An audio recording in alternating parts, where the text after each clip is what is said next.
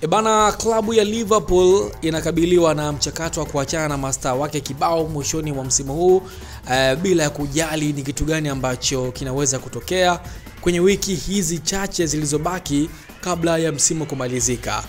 Mimi naitwa Deus Von Bismarck. Karibu nikupitishe katika undani wa taarifa hii.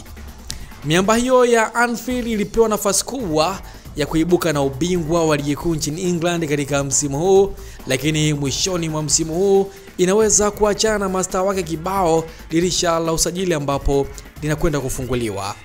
Mastaa watatu hapa namzungumzia Mohamed Salah, Alexander-Arnold na Van Dijk.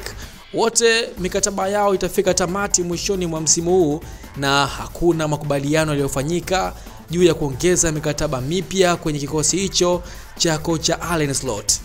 Kocha Slot na mabosi wake huko Anfield wanafahamu wazi kuna timu kibao Ulaya zinahitaji wachezaji hao wa kikosi cha kwanza cha Liverpool kama beki Abraham Kanute na mshambuliaji Luis Diaz. Lakini orodha haishii hapo tu.